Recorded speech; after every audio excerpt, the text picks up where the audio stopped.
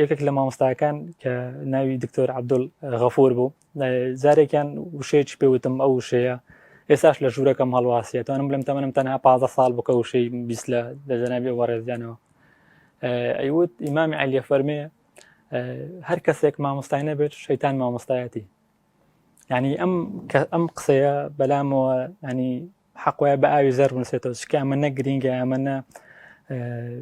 لە ئاستی سەقافی بەهێزادایە چونکە عادەتەن وایە هەمومان پێویستمە مامۆستایە یعنی کەسێک ئەگە بێوێ لە پشتە خراپەکان دوورکەوێتەوە دەبی مامۆستایەبی کەسێک بێوێ لە ژیان